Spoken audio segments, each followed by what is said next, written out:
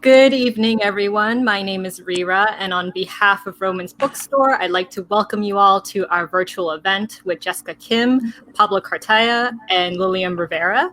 Thank you so much for your patience, and we're so grateful that all of you could make it out tonight and that our bookstore is able to continue bringing authors and their works to our community, especially during this uncertain time.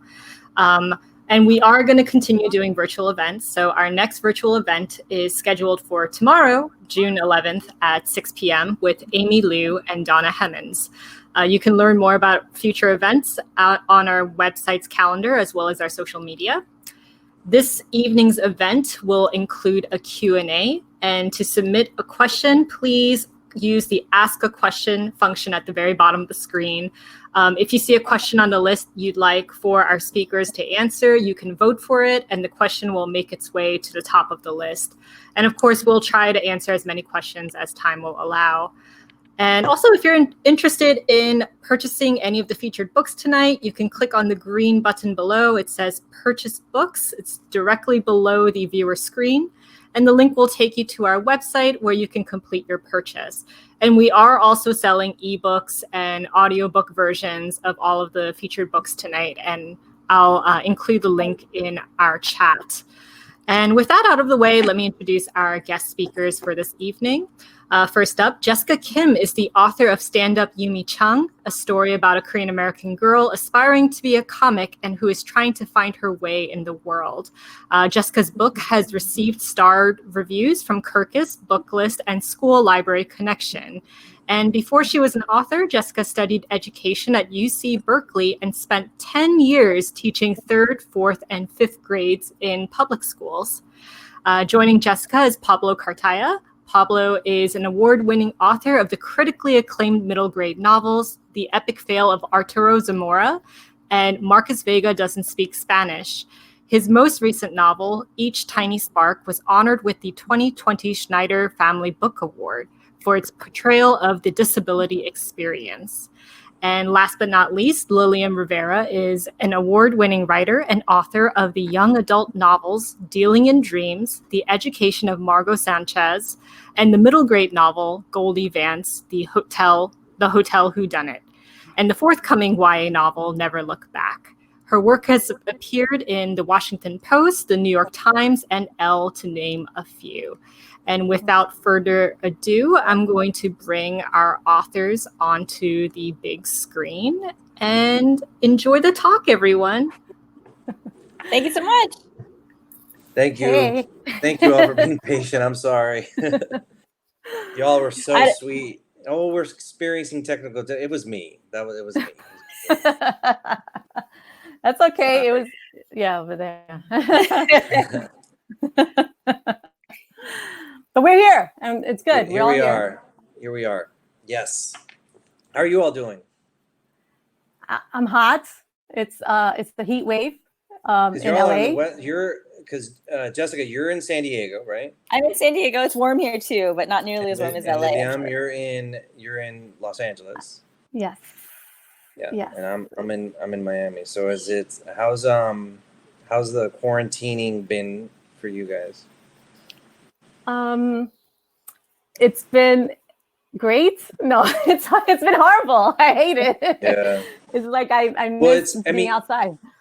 You know, as far as like a writer's concerned, you know, Jessica, actually, and you too, Lilliam, you both have books coming out, and that I want to hear from you and see like how that experience was. I mean, Jessica, you're a debut, and a lot, like, I've seen there's a lot of love that you've gotten for this book, and by the way, completely 100% well deserved. I love this book, but it's just I'm like, you know, like a part of me is hurt that you didn't get like the full rollout that you should have. But I want to like, how was that experience for you, like as your debut? You know.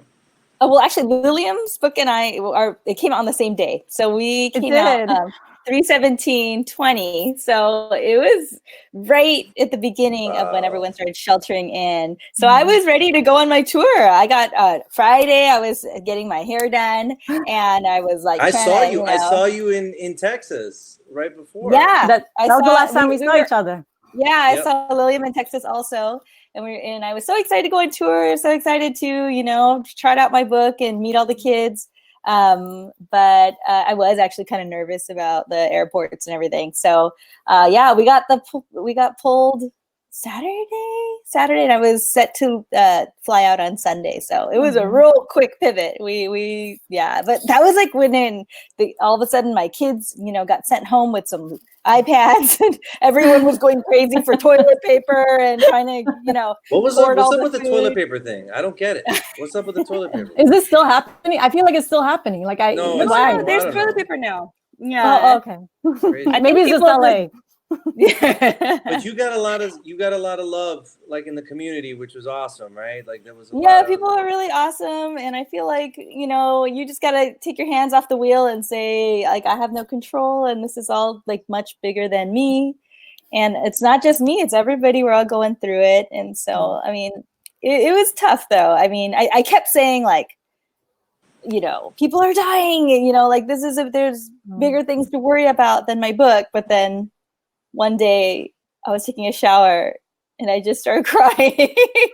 And I think it all kind of came out like in that lonely moment when I let myself kind of be alone with that sadness that I wasn't going to be able to meet all the kids. Both of those things can exist, right? Like you can feel sad for the world, but you can also like feel sad for your own experience in what's going on too. I think once I was able to cry it out, I was able to kind of go forward and say, like, okay, well, that can't happen anymore, and I'm sad about it. But what am I going to do now? And so, I was doing an interview, and the moderator was saying, like, oh, Jessica, I see you all over the internet. And I was like, I'm a daughter of an immigrant. If there's one thing I know how to do, I know how to hustle. These are three children. Right? These are three children of immigrants. Three children. So whether you like me or not, I'm going to be on your screen, and I'm going to be discoverable, whoever wants to have me. So, I mean, it's been big things, small things. The other day, I spoke to like 1,300 librarians. And then the day after that, I spoke to 5 fifth graders, who were doing a book club. And so it's actually been really cool to kind of just do a little bit of everything, and all from this one room. But hanging in there. And I'm just hoping my book will find its readers. It may take a little longer, and I'm totally okay with that, but it'll find its way. I can tell you, and that's what it's about, right? It's about community, and right now it's virtual community. But I think I was having a conversation with someone about this whole thing, because I mean I'm in Florida, and everything is backwards here sometimes, and it's like everybody wants to just assume that it's done, like that we are not in a it's like, oh well, whatever. And I have somebody who I know that was the other day just said, like, well, I'm not sick, so I'm not going to wear a mask. And I'm like, well, actually, it's not about you. It's not about the community that you're around, because you could get somebody sick, right? And so that's like kind of like, if you look at it that way, that's like so you can protect others, right, in your community. But like for you, your book coming out, and you didn't get the launch that you deserve to get in terms of like going out there and talking to kids and talking about your experience. But I want you to know, as somebody who is in your community as a writer, like, I'm gonna prop you up wherever I can. Oh, thanks, guys. I think that if we look at things from the perspective of how is our community doing, I think it can help, kind of build something better when we come out of all of this in every aspect. You know what I'm saying? Well, there's always like, I was going to say, it's even though we're unable to go to these places that we used to go to, is that because it's virtual now, that a lot of people who may never have had access to you have access to you now. And so they're finding you online. And that to me is super exciting. Like, I'm able to reach a lot more people than I would have before.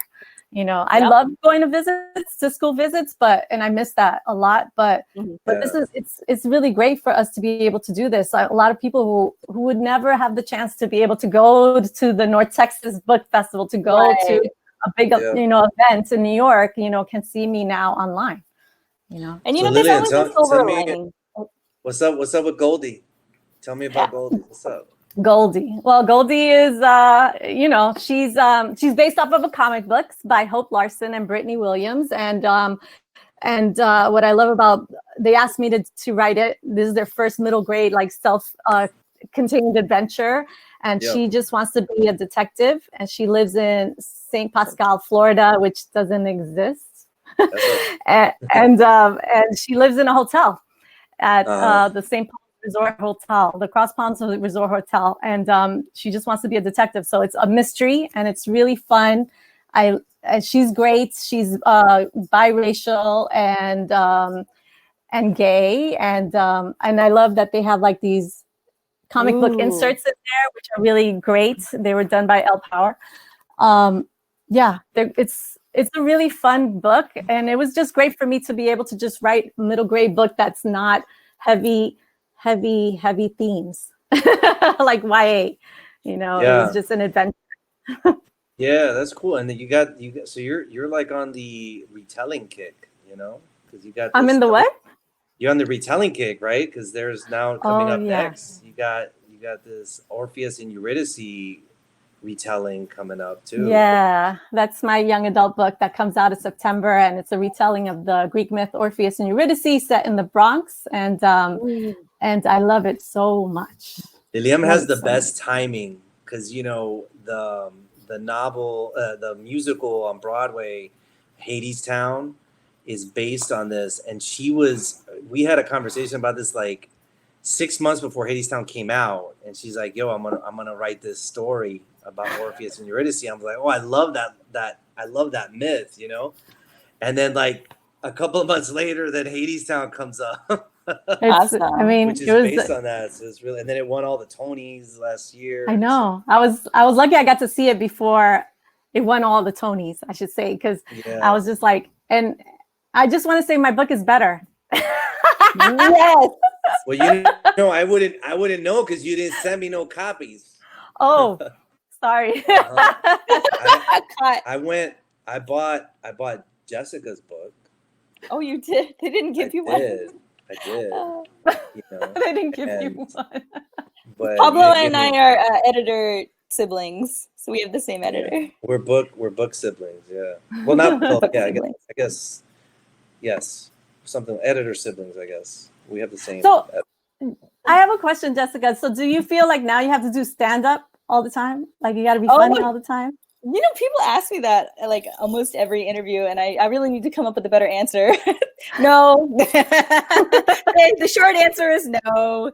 I'll leave the stand-up comedy to real stand-up comedians. But yeah, we actually had a real hard time with writing. The comedy is probably one of the hardest parts of it because stand-up comedians, when they get up there on the mic and they got the light and they got the they can use their voice and their face and even how slow or fast they talk to tell a joke, but when it's just on paper, it's just got to be funny, like black and white, like funny, and a lot of it wasn't. So we threw out a whole bunch of jokes, but hopefully I made you guys laugh a few times. But, yeah, it's funny. It's interesting. Celia Perez, who wrote the first Rule of Punk, she's got a piece out in the Horn book that she just wrote, and she wrote about this. Because people ask her like, "Oh, were you a rebel in school? And were you a kid? Were you like, whatever?" And she's like, "No, I was told to follow the rules, and I did all the time, and this is how it was." And so she's like, me writing Malu and all the characters, these rebel girls, is kind of like a response to what I wish I would have done. Yeah. And I'm curious, like, because Lilliam writes like really super killer. Strong, powerful women. I know Lilliam pretty well, so she kind of is like that. I don't know what you're talking about. We've had conversations when she was a kid, and she was like, "Oh, I was mad nerdy when I was a kid." I was like, "Really?" She's like, "Yeah, no, I was." So I'm wondering for you too, Jessica. So is this in a my response to you? Like, is it? Do you wish that you were funnier in school, like when you were in middle school? Like, how is it? I was pretty nerdy too. I mean, we're all book people, so I bet like most of us were. But in my book, Yumi is actually really shy. She's actually really awkward and shy, and has a real hard time making friends. And she's at this fancy private school, and she has all this pressure to be just like her big sister, who is like super perfect daughter. So even though our personalities are not very similar, like I'm really talkative and chatty, and Yumi's really quiet and just like observes, and she's funny in her brain, but she doesn't always like have the confidence to like say those jokes out loud. But there's a character in here, her friend Ginny from Hagwon. That's actually more closer to my personality. She's always like in people's face and telling them how to live and has opinions about everything. So, I mean, I definitely think aspects of our personalities are in each and every character, right? I'm sure you guys feel the same way. But a lot of the anxiety, though, that Yumi feels about stand-up comedy is the same anxiety I was feeling about writing. So she's afraid of going on stage and being funny because she's like this awkward shy girl. And I was really afraid of telling people I was a writer because at that point I hadn't sold a book and I just wasn't sure if I was good enough to make it. So all those themes of like imposter syndrome, feeling like you're not good enough, not knowing if it'll pay off, like all the secrets, like that's so me too. So she's a little bit. How do you feel? How do you feel now? Yeah, like I'm almost 40 years old, but like when my mom finally like saw the book and like understood a little bit of what, because I think especially like in a lot of immigrant communities, it's hard to kind of take creative ventures as seriously because my husband's literally like saves lives curing cancer. My sister is an anesthesiologist. My sister-in-law is an endocrinologist. I have an emergency medicine doctor-in-law. We're like an MD family, and I'm like, me and my imaginary friends. We write fart jokes about 11-year-olds. Hey, those save lives too. They do save lives, and that's the thing is like I don't think that I really felt that validation until like it came in the book, and they were able to hold it. And my mom told me she was proud of me. And even though I am grown and I have kids of my own, it just meant the world to me that I felt seen. Because I think, especially if you're an immigrant, they don't really want you to do this kind of work. Sometimes they want you to get that government job or the job with, benefits or whatever. This is definitely like veering off and doing my own thing. And so I do kind of stand a little taller now. And it's kind of cool to see people who didn't totally get it come and enjoy the book. And you're reaching that voice to all those kids who feel like they have that expectation to do it a certain way, but then you're kind of breaking that mold and saying you don't have to do it that way. You can do it another way. You got to be yourself and you got to be who you were born to be. And I think that's kind of what Yumi does in the book too. So I have a question for Pablo. I remember I read that you became a member of the Welders Association or something like that when you were doing research for the book. Is that correct? For each Tiny Spark, I do deep dives when I write. So I'm like a method actor, and so I joined because the main character Emilia and her father rebuild the 1968 Shelby together, or begin to, and so they're she learns how to weld, and I had to. I'm like I don't know. I've never picked up a welding gun in my life, But how'd you come up with that idea? So I was like, I wanted this. I knew it was this. And I don't know how it works with y'all. Like when you get a story, like for me, it always kind of emerges in sort of like a scene, and I see these characters kind of populating the scene that I don't know the answer to, and I just kind of like let it happen. I just write it down. I'm like, what is this? And the first scene that I ever conceived of for this book was this girl with really curly red hair, and a welding helmet, and putting a bead line on a door frame, and then her dad kind of looking on like this, like crossing his arms, and he had a USMC tattoo on his. And I was like, what is this? I was like, I'm not a Marine. My dad was in the military, but I wasn't a Marine, and I've never welded anything in my life. Why is this emerging? That's so cool. And then so I set about like really diving in, and so the first thing that I did was I joined the American Welding Society, burned the crap out of myself, and realized that I do much better just clanking on the keys than I do welding the gun. But it's cool. It makes you look cool. Like it's cool. And what I learned that I loved is that that women and females are more adept at welding, because they have better concentration when they're welding the the pieces together. It's really interesting, and there's a great, you know, community of female welders, but they're kind of, you know, but there's not, that's not what you see when you see a welder, you know? Right. And so it was very cool to kind of dive in and learn about that, you know? I like learning, like I like to read, I like to read and like to, and I write so that I can learn. Yeah, you know? I'm the same way. Like I felt even with Goldie Vance, even though it was a mystery, so I don't know, you know, I had to go and, you know, read mysteries again. You know, I read a few, like, you know, we all go through that period of Nancy Drew or the Hardy Boys or what have you. And so, but what was fun was because I wanted, her mom works as like a mermaid, you know, like a synchronized swimming mermaid. There's a club. So cool. This is all set in the 60s. So, so I've always wanted to go there. I still haven't gone, but there's a place in Florida. I feel a road trip. Hey, listen, I live here. So have you ever been there, Pablo? No. Because it's like a place where it's literally in Florida where you could see the mermaids in their habitat. Where is this? Hold on, I'm Googling this right now. It's true. And so there's video, like old black and white videos of these, you know, these mermaids who live there, and the place still exists. And I got to, you know, sort of, that was my research. I researched through YouTube. Mermaids in Florida Aquarium? Yeah. Oh, weird. Oh, of course it's in Tampa. Look at this. It's in Tampa. It's in Tampa. I want to go there. I'm like, so cool. Of course, look, the Florida Aquarium in Tampa has 3 mermaids on its staff. Oh. During the day, they work as divers, and at night, they perform for guests. I mean, come on. That sounds dressed in magical. sequin bustiers and iridescent fishtails.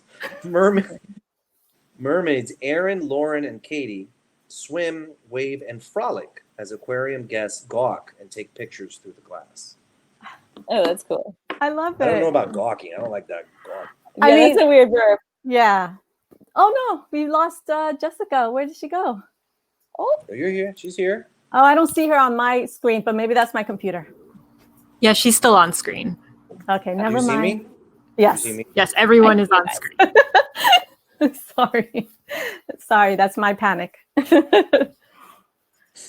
But yeah, let's talk a little bit about families and the roles they play in. At least I think that's one thing that all our 3 books have in common is like the main character's relationship with the family. So, who wants to go first? Well, Lilliam, go. Okay. You know, you're right in the middle. Yeah. Yeah. So Goldie Vance, her mom. What I love about her parents is that they're divorced, but they're you know, they're friends. Right. So she spends half of her time living in the hotel where her father is the manager. And the other time she's living, you know, with her mom, and they just go back and forth. So she has her bike and she rides back and forth. And oh, cute. And I love is that they just support her. They, you know, whatever she wants to do, they're like, you want to solve this mystery? We're going to help you out. You know, they just like, okay, you know, just make sure you do this and this, but they're just super supportive. And that's what I love. I love that this idea that it doesn't really matter if they're divorced or she's gay. It doesn't matter. They support and love her regardless of any of those things. So that was kind of cool to be able to write that. That's cool. And Jessica. Although yours has more interesting family dynamics because. I mean, there's always an abuelita in my books. That's true. And you know, the abuelita character is not a monolithic character. She's not just like a sweet, you know, like nurturing or cooks good food, whatever. And you know, there's sometimes the chancleta wielding abuela who's tough and you know. And so I wanted to kind of like create a character that was like that, like an abuela that was tough, you know, that's been through some stuff, you know, and she's a little bit hardened by her experiences because a lot of times when you're an immigrant, you know, you do it to survive, right? You gotta put on a strong, hard outer shell to survive. And this is a woman who is the only, or you know, was the only auto shop, had the only auto shop in a small town in Georgia, and she was a Latina, a Cuban immigrant with the only auto shop in town. And so there's a certain shell that you got to build on that, and that abuela, you know, but because the book is told through the perspective of a 12-year-old girl, she doesn't see that. She doesn't care that abuela had like these journeys. She's like, no, why are you being such a, like, no, why are you making me wear a dress? I don't want to wear a dress, right? You know, like, why are you telling me to be una señorita? I don't want to be a señorita, you know? And I think that dynamic, I think, is important too, to recognize, is that, like, you know, we're looking at it as, I don't want the main character to like look at her abuela and say, oh, but it's my abuela, I feel bad for her. Like, I want her to be upset at her, because that's real, right? And I think that if you write a story with family in it, it's got to feel real. And real is equal parts sad, happy, you know, angry, frustrated. It's all of these combinations that make up what a family is. And we can be upset at our families and still love them, you know? And I think that's an important thing, you know, and that's something that I really want, especially in this book, that I really wanted to touch on, you know? So you, Jessica, tell us about the family dynamics, because you have the sister and you have the mom, and then the expectations. And yeah, I'm kind of like tricking my reader, because I think they're going to get like this funny story about jokes and stand-up comedy, but actually it's much more of a family story. I feel like that's the stronger plot line. And it's a lot about some experiences that I had growing up as a second-generation American. So my parents were immigrants. They came over in the 70s from South Korea. And, you know, I think when you're 11, you don't realize how much internalized racism that you kind of just suck in just by living here in this country. And so Yumi Chung in the beginning starts off kind of not understanding her parents, because she's looking at them in a very American perspective. And so she feels like it's such a burden. They're always pressuring me to get these grades. They're always telling me to do, you know, excel academically, but they're not, she feels in the very beginning that they're not seeing her, that they're not supporting her talent and her passion. So throughout the story, you know, as she goes on this journey pretending to be Kei Nakamura, another girl she gets mistaken for at the summer camp for stand-up comedy, I think she actually kind of grows to understand her parents. And through that journey, like, you know, when you're 11 and you is like around the age where you kind of see your parents for who they are. They're not superhuman anymore. And before that, when you're little, you think they're perfect. I still like to feel that my children see me as superhuman, but whatever, go on.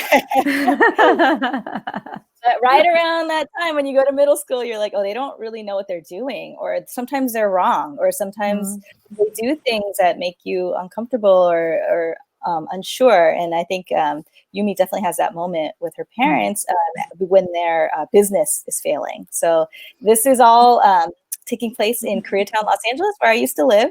And it's a real fun neighborhood. It's just, I mean, it's so different now, but when I was living there, it was a lot of gentrification, people coming in and businesses, a lot more money coming in, and a lot of small restaurants, small stores, like the kind that Yumi's parents were owning and running, were suffering because all the cool, you know, all these other places were coming in.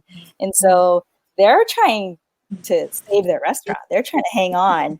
And I think in that, if you've ever, like when I was young, my mom worked at a dry cleaners, and it was just expected. Like no one, you know, told us or paid us, but we just went into work with my mom after school, all the way through high school. We would go and we'd hang clothes, and we'd put the plastic wrap, and we'd take customers. And yeah, that's just a way of life, you know, and it's not about helping. It's just about being a part of your family. It's not, it's almost assumed. And so there is that kind of like that expectation that Yumi and her sister, even though her sister's in medical school at UCLA and she's this genius, and, you know, she's still helping out at the restaurant. She's still scooping rice, and she's still like, you know, busting tables, because that's what we do. Right. And so anyway, it's Yumi, this story is a lot about Yumi kind of understanding where her parents are coming from, and realizing that her parents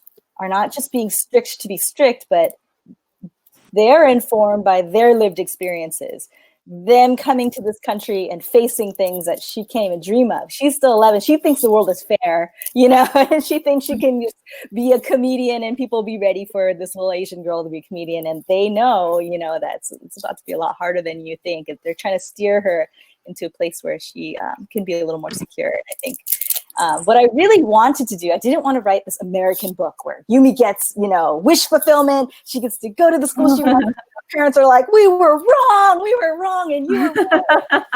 You. It's not that, because she's not American. She's Korean American. It's both parts. So this book is a lot about accepting both parts of who you are and honoring. Because a lot of books, you see that, the parents are wrong and they apologize to the kid, and that's not real life. Like, that's not the book. The book is you understand her parents, valuing them and valuing what she has inside and wanting both things for herself and knowing that that's enough. So that's my very long answer. But yeah, family was a huge part of her identity journey. Yeah, that's awesome. I mean, I think it's important to just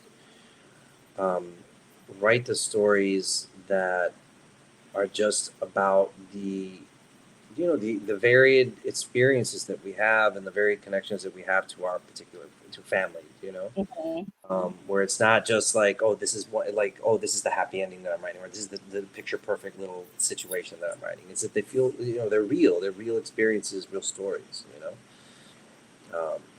and it's just cool. So let me ask. Well, I know like Lilliam seems to have a book coming out like she's every year, every few times. Prolific. I can't even keep up with you. I love it.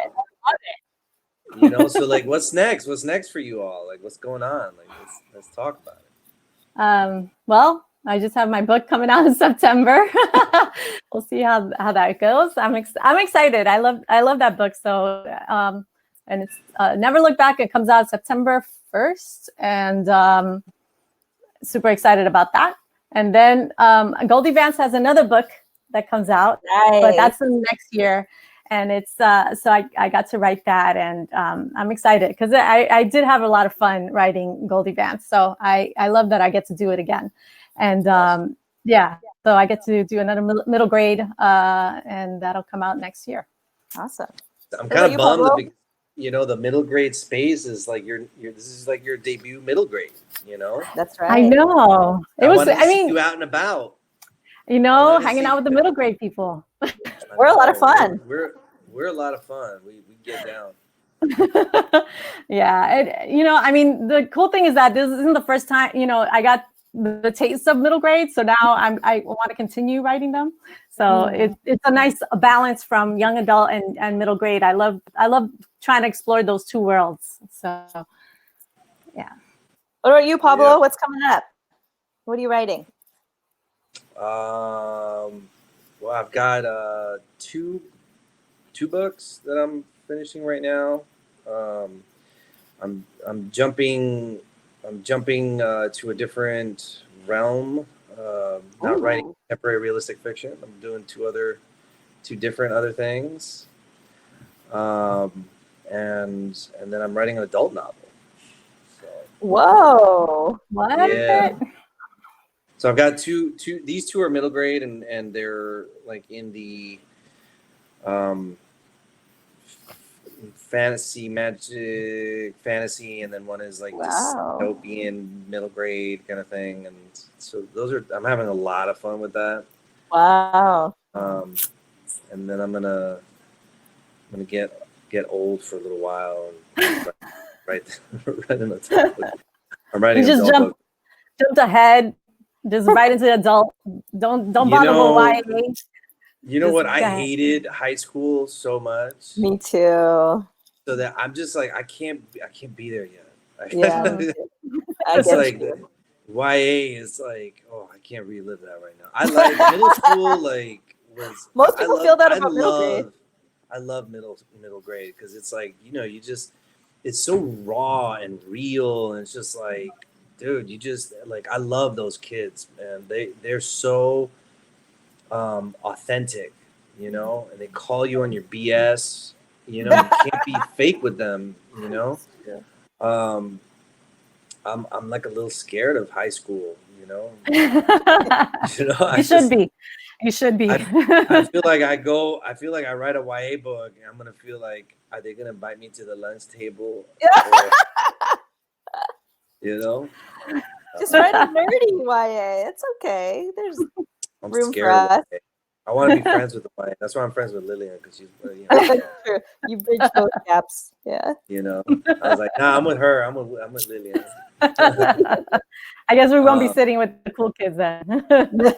That's okay. Yeah, no, but it's. I mean, you know, it's you always got to keep hustling, right? You got to keep those books churning, and you know, I think that what you all are doing in making stories matter, you know, for kids like us, you know, when we were kids, you know, I think it's an important, necessary, and beautiful thing, and I'm glad you all are doing it.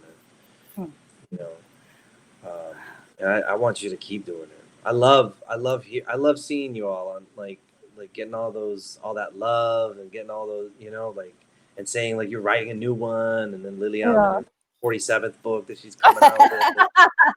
Stop hating. It's cool. Like I really like I love seeing that on social media, and then seeing you all in person one day soon. I can't wait, because you know you want to, like, I just like celebrating people I admire.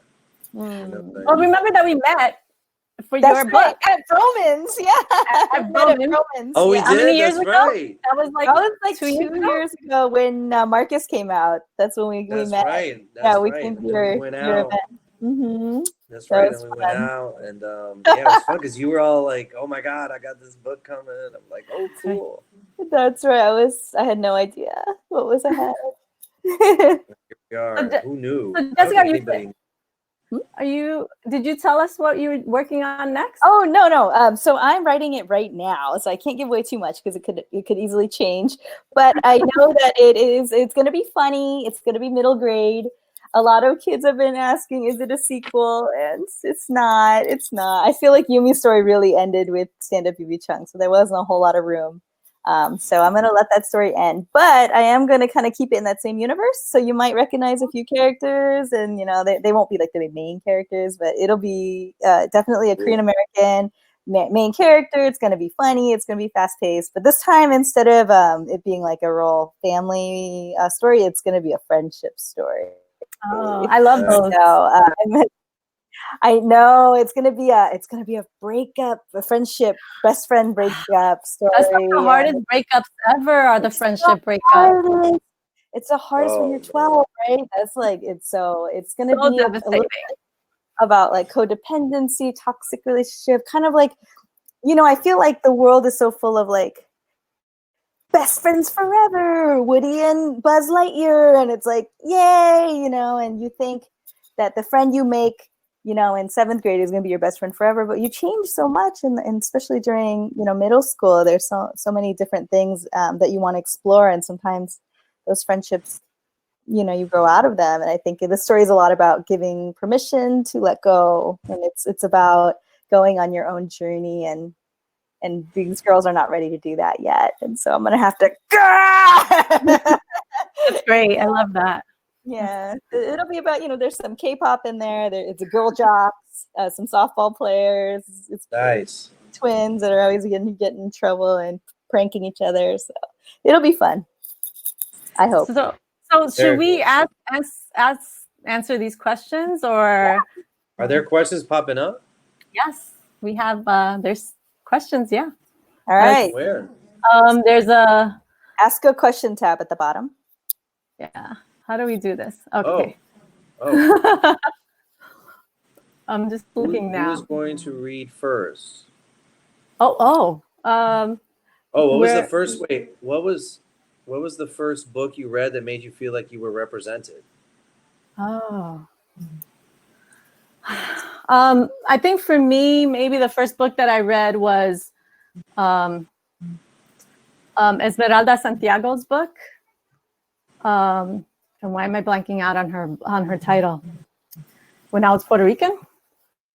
Mm. And I think that was the first book I read that made me think of How old? Representation, but how old? In college. Oh, college.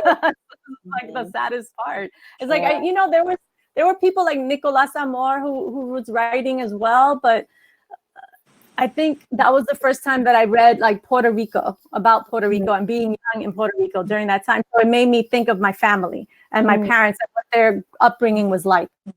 So that was really, for me, that might have been when I first saw it. That's sad.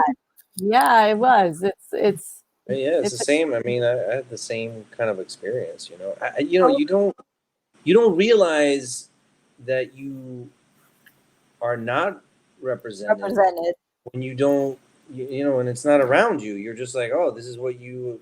I always equate it back to Emma Donohue's book, The Room. Where they're trapped in this room, but they don't know, that little boy doesn't know that he's in this tiny little cell, basically, until he goes out and he's like, oh my God, I was in this tiny little cell and I was captive. Right. And it's like, you're kind of captive in this tiny little space that you don't realize what anything else looks like, because all you see is the walls around you. Right. But when a lot of us talk about when we go to college, we see, oh, wow, that was the first time that I had this experience. Why? Because our universe expands when we're in college, and we're like, oh, there's a lot more out there. You know what I mean? But by that time, you form these ideas of like, okay, well, wait a minute,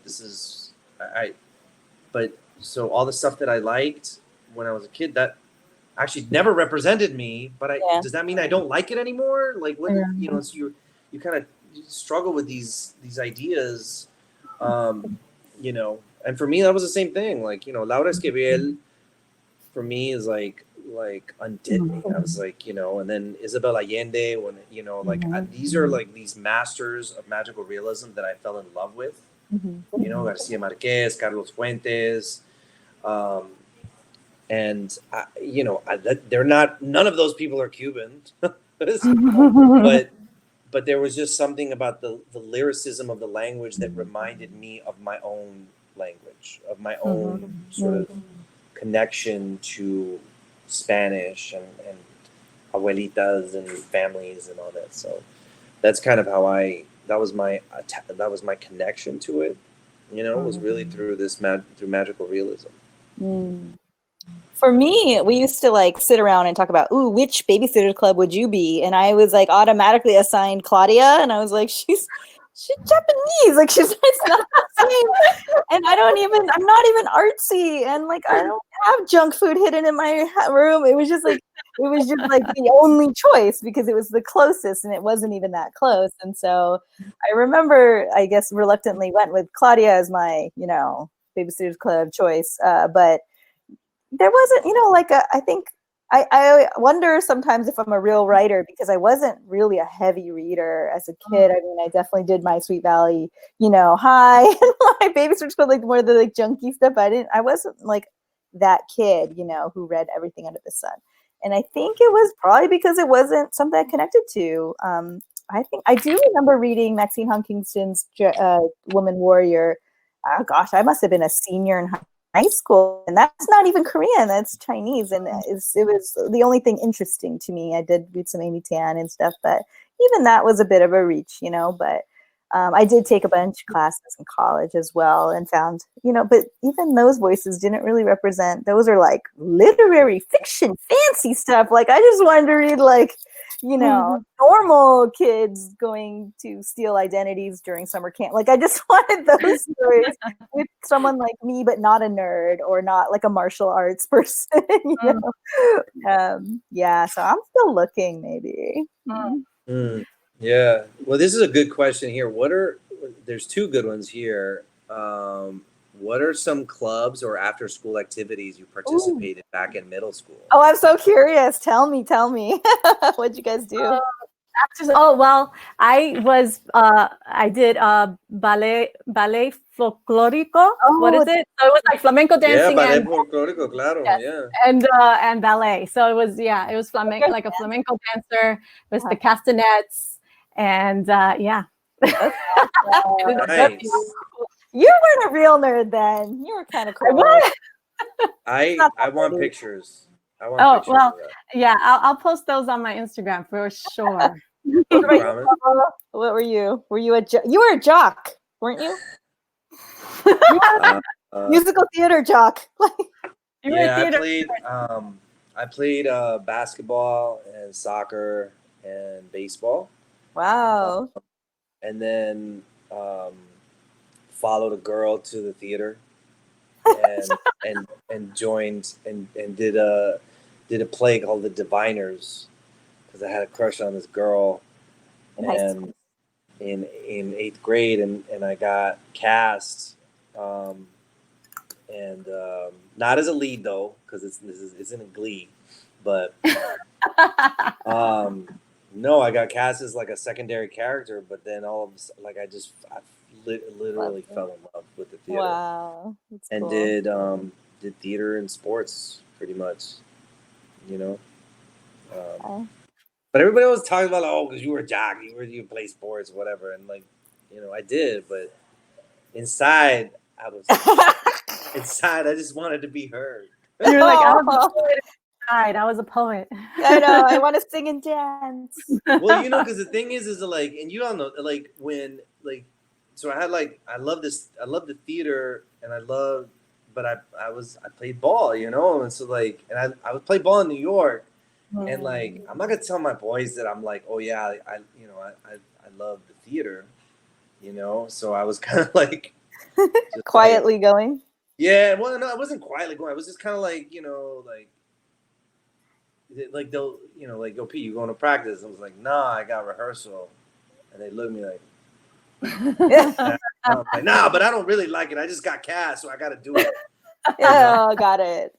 It's kind of like that, but I eventually got okay with it. But, you know, there's just that thing of separating. What about you? No shockers here. I was just like the big old dork. I did like all the ASB, you know, all the, you know, community service and I you know, that kind of thing. I did write for my school newspaper. So I guess I did an internship with my county local paper. So for the summer, I was like a reporter and I would call people.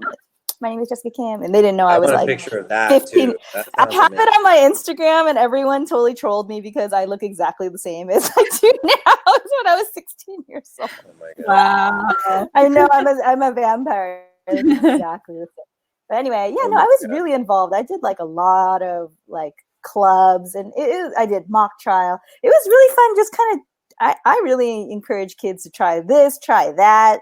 I don't care if you don't know anyone, just try it. If you're interested, you can always quit, you know, if you hate it, but just, you never know, you know, like I walked onto the mock trial team, it was kind of like not that cool, but I was kind of interested and ended up having a great time meeting some really cool people. So just enjoy it, man. Just try everything. Yeah, that's awesome. Just do the buffet. Sample. Yeah. I think we have time for 2 more questions. Okay. This is a great one here. Look, in the first chapter of Stand Up Yumi Chung, Yumi gets a bad perm. What was your worst haircut? Oh man, I had a real bad one just like a few months ago, and I feel really bad because I remember, like, do you guys remember Home Alone, where Kevin McAllister at the end he realized he was being like a big, you know, butt to his family in the beginning, and he kind of realizes that he kind of wished that his family was whatever. All that to say, I remember I got this bad haircut, and I was thinking like, oh, if only I could hide for 2 months until this hair grows out. I felt there you go. Responsible for it all. I always get bad haircuts. Why? It's because I'm adventurous and I love doing different things with my hair. It was curly like a few months ago. It was black. Now it's brown. I don't know. So I have lots of bad experiments. Lilliam. I mean, I don't know if I had. I mean, they were in style. The styles, you know. Oh yeah. It was cool then. Yeah. So it was like you had short hair here and then long, so it was kind of like a mullet situation going on. But it was, you know, I rocked it. It was very much in style in the Bronx, so it was good. I believe you did. I love it. I did one where I shaved the sides and did like that. You remember like New Kids on the Block, where you had that like the rat one tail? guy. Yeah, you had like the shaved hair, then the longy hair. But what happens is my hair is like curly at the ends. So I got like a whoosh like this. So I look like Oscar Wilde. Like, so my hair went down like this and went and curled up. So I looked like Oscar Wilde. It was Nice. not fun. It was not fun. Okay, one more question. So one more question, which I like. What is the best compliment you've received from young readers? Oh, I know mine. I love it when people tell me that they cried. That's a nefarious laugh you just gave right I now. know. Well, because I don't think people buy a book like this to cry. Does that look like it's gonna make you cry? Like it looks like a silly book, and it is. But the fact that you cried means you cared. That means you went on that journey. That means you're friends with Yumi and you cared about her and her family and all the drama and emotion. Like like you were there with her. That makes me feel like, oh wow. That's awesome. Thank you for reading it. That's awesome. Yeah. I think for me, because we're talking about Goldie Vance, and this happened at the North Texas Book Festival, and a young girl came up and she showed me her collection of comic books, of the Goldie Vance comic books, and the Goldie Vance book, and so she wanted to autograph. It was just like she was waiting for this book, that you could tell. So that was really awesome to me. I was just like a true fan right there. That's amazing. Oh my God. Yeah, it was a family, the kid and they were holding the book, and they all kind of collectively gathered around. It was in Wisconsin, and it was this for which book though? For Epic Fail. And they came up and they said thank you for helping us say goodbye to our abuelita. Oh, tears. And I was like, you're welcome. Wow. It was. I was like, wow. And the mom was like she got like all teary eyed, and of course I'm like, I can't. Why are you doing this to me, lady? Why are you doing this to me? But yeah, I was probably, I've gotten a lot of really great connections with the kids, but that's probably like with all the books, but that's one that's like, it hits home, because I love my abuela. Anyway. Well, this was great. This was fun. Yeah, we made it. Yes. Thank you for your patience, and I apologize for being late. This was me throughout middle school. Thank you so much for taking the time to have this wonderful conversation. It was so much fun hearing you guys share stories. And also thank you to everyone who joined in today. We really appreciate your time and your support. You guys are the lifeline of independent bookstores everywhere. So thank you so much. Again, if you're considering purchasing a copy of any of tonight's featured books, you can just click on the green button below. And if you want to learn more about future events, you can subscribe to our Crowdcast channel or check out our calendar online. And also, this conversation is going to be re-uploaded onto our Crowdcast channel as well as our YouTube channel. So for those who want to share with their friends who are unable to make it today, that will be available pretty soon. And I think that's it. Thank you so much, Jessica, Lilliam, and Pablo. It was wonderful having you again. Thank you. Thank you for having us. Right. Hey, I didn't know that Ilana was watching, so I want to give a shout out to Ilana K. Arnold, another shout out. And Caitlin Nevesey is also she was on. Hey, Caitlin! I want to say thank you to everybody. Thanks so much, and thank you to Romans. I want to say shout out to my favorite West Coast bookstore ever. I want to say shout out to my sister. Hey, and to Cindy. All right. Cindy, hey. Oh, Cindy. Cindy was supposed to moderate for me. ¿Qué pasa? Oye, ¿qué tal? All right. She was at the first meeting too. All right. Have a good evening, the everyone. Latins just want to keep the party going. I mean, and the Caribbean. Yeah. All right, for real. All right. Good night. Thank you. Take care. Bye. Thank you all so much.